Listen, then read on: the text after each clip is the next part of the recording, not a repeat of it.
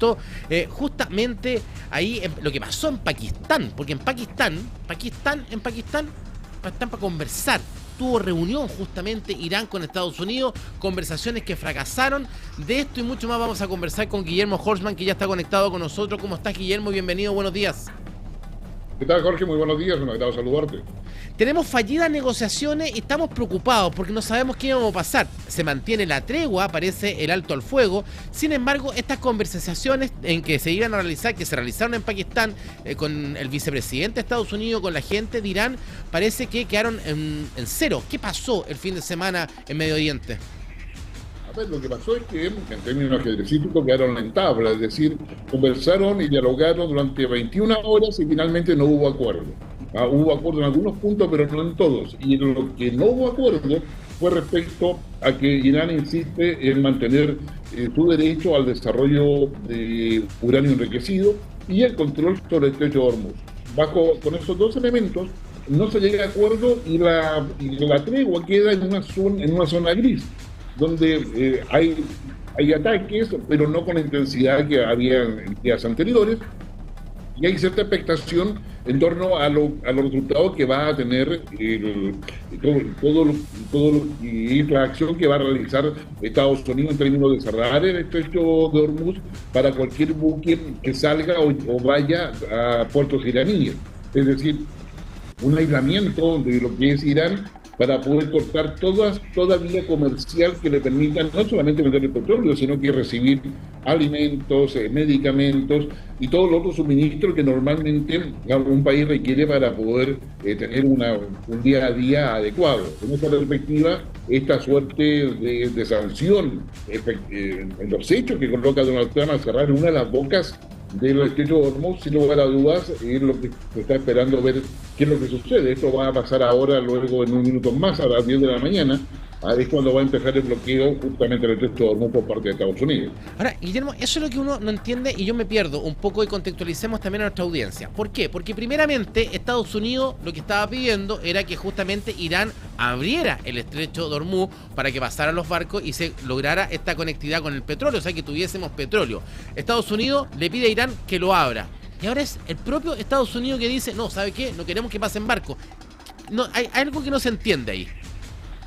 Ya, lo que pasa respecto al bloqueo específicamente es que teniendo Irán el control sobre el estrecho de Hormuz, ellos deciden qué buques tanqueros o qué buques realmente, más allá que transporten petróleo o no, pueden o no pasar por el estrecho de Hormuz. Perfecto. Porque dice, si yo no le doy el pase, no me paguen el peaje que estoy pidiendo, que son $2 millones por cada buque que pasa, es simplemente yo puedo activar las minas que tengo en el estrecho de Hormuz.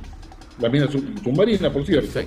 Y hay de todo tipo, aquellas que son convencionales, es decir, que se activan porque pasan a llevar un sensor que tienen, o aquellas que también funcionan por inteligencia artificial. Entonces tenemos acá un primer elemento. Y lo que hace Estados Unidos es decir, ok, tú quieres controlar el estrecho de Hormuz, pues bien, lo que yo voy a hacer es evitar que reciban o saquen cualquier cosa a los puertos de Irán. ¿Dónde se coloca Estados Unidos?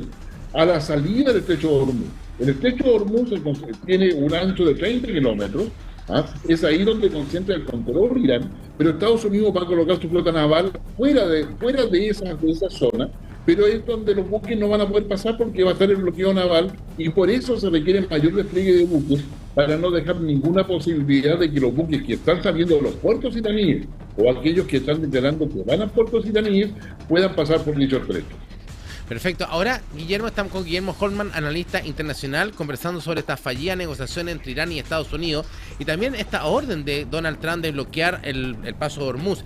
Ahora, ¿qué debiese pasar en estos próximos días? Porque tenemos un alto al fuego, pero tenemos las negociaciones fallidas. Entonces, ¿qué debiese pasar? ¿Dónde tendría que haber una nueva alzada de violencia? ¿Debiese activarse los bombardeos entre Irán y puntos norteamericanos? ¿O vamos a mantener este alto al fuego? ¿Qué crees tú que debería pasar? A ver, esa es una posibilidad de que si efectivamente se desechan las negociaciones, y tanto Irán como Estados Unidos señalan de que no hay posibilidad de ningún tipo de avance, se va a ser evidente de que va a haber un aumento en la intensidad de las hostilidades, la confrontación y los ataques entre los países. Si a su vez Israel no deja de atacar Hezbollah en el Líbano, también eso va a conllevar a que haya una escalada. La otra opción, digamos que es lo que yo creo que se estaría esperando, es que al bloquear completamente la actividad comercial de Irán, para poder digamos, importar o exportar petróleo o toda la mercancía que Irán necesita, va a dar un espacio para que otros actores, como en el caso de China, influyan sobre el régimen teocrático de Irán para que se utilice su posición y pueda permitir el diálogo que se requiere para llegar a un alto al fuego definitivo.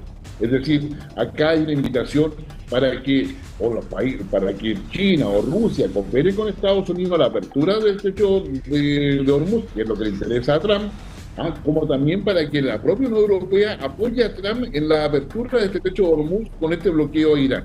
Entonces, estamos, si tú me preguntas, Jorge, estamos en una zona multicolor, porque ya no es gris, sinceramente multicolor respecto a las posibilidades que pueden haber, pero estamos hoy día en un compás de espera que probablemente vamos a estar en los próximos 2 o 3 días hasta que no haya una definición en torno a si se abandona completamente las negociaciones o simplemente esto es una suerte de pausa para poder abordarlas nuevamente. Pero si se abordan nuevamente, sería probablemente con la influencia de otras naciones que están cooperando para que eso suceda.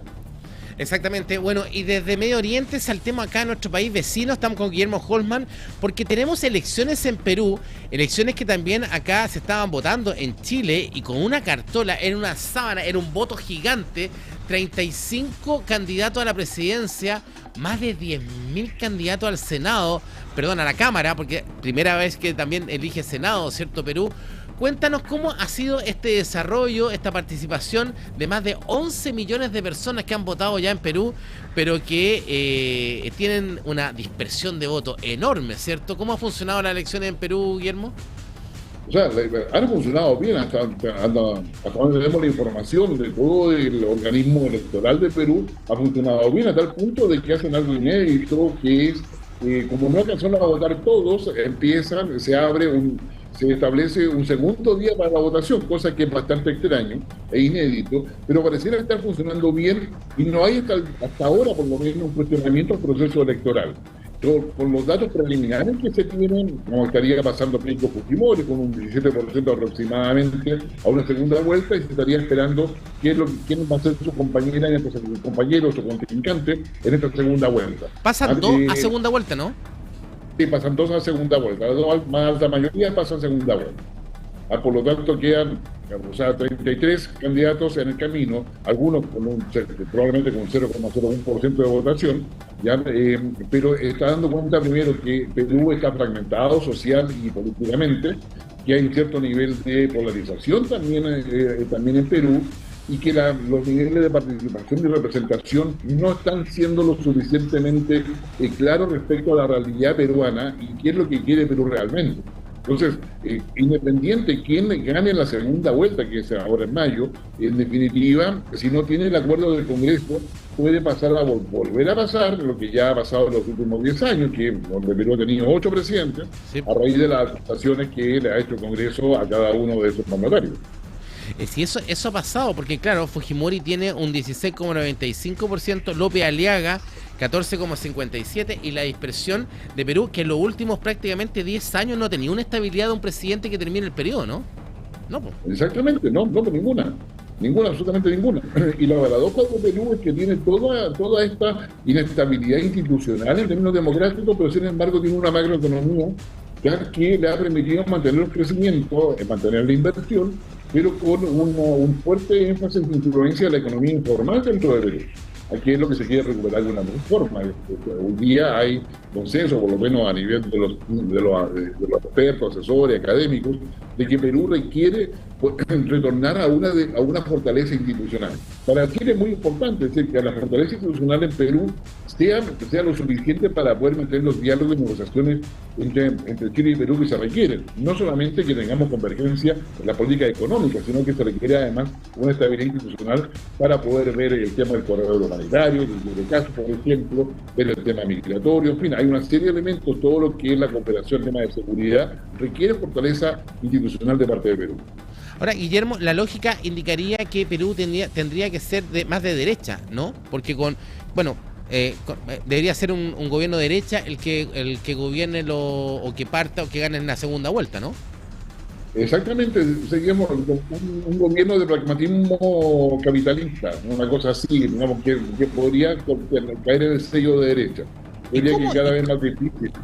y cómo Keiko Fujimori mantiene, después de que todo lo que ha pasado con los Fujimori en Perú, y ella puntera, va ganando?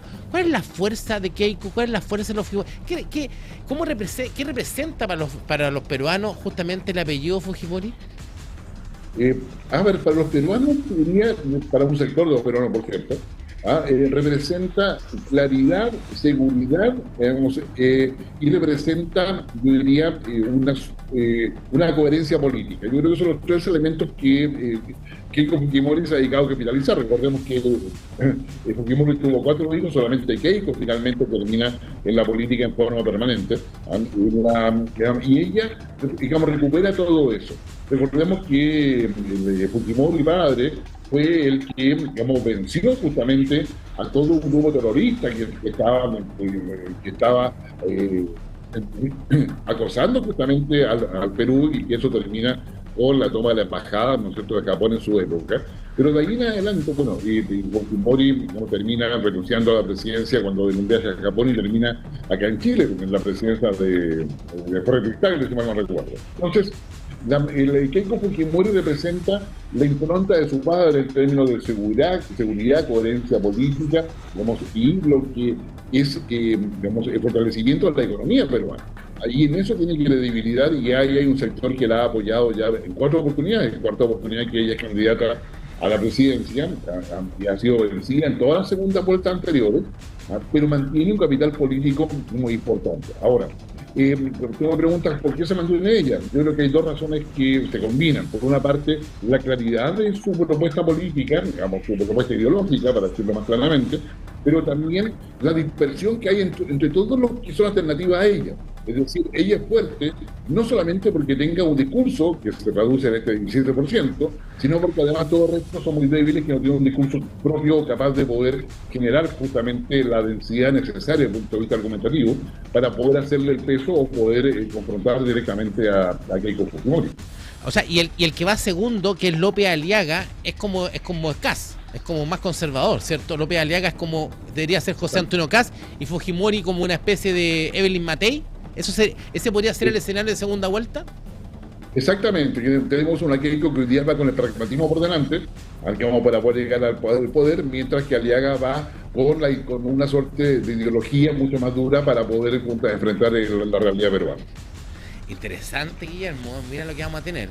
Si siguen ganando los CAS en Latinoamérica o no tanto. Vamos a estar muy atentos ahí y esperar lo de Medio Oriente, porque pucha, uno ve el tema. Ya el petróleo ya volvió a subir el barril, tenemos alza de benzina nuevamente, 37 pesos para esta semana.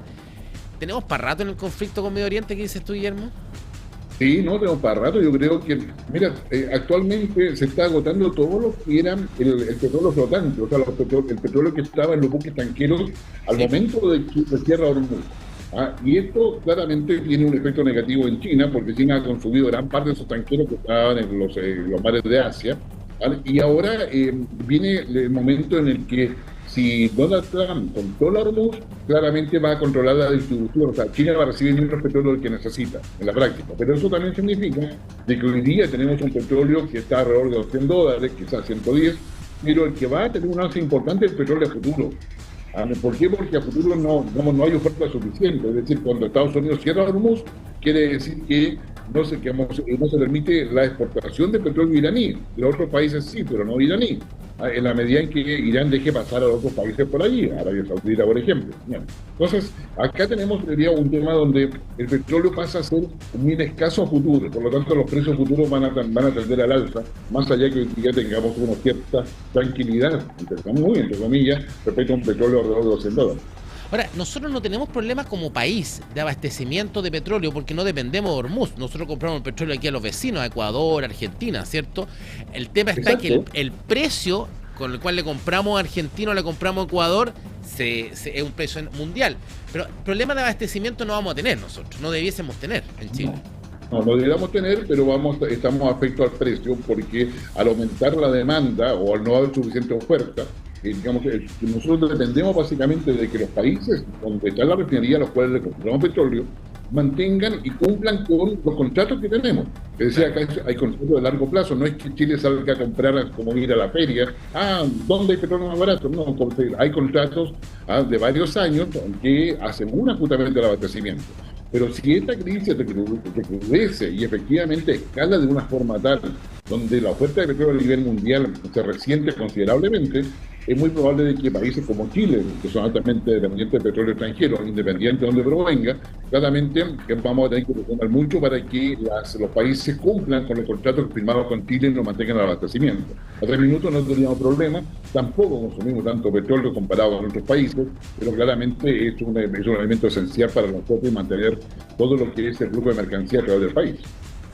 Exactamente, vamos a estar ahí muy atentos, ¿cierto? Muchas gracias, estamos con Guillermo Holman, analista internacional, vamos a estar muy atentos, no nos vamos a quedar sin petróleo, pero sí o sí el precio nos va a afectar y hay que estar muy atentos justamente a lo que pase ahí en Medio Oriente. Gracias, Guillermo, que tenga una excelente semana. Igualmente para ti, Jorge, que estés muy bien. Guillermo Holman, analista internacional, hablando sobre lo que está pasando en Medio Oriente y por supuesto de las elecciones en Perú. Mira qué interesante, en Perú va a haber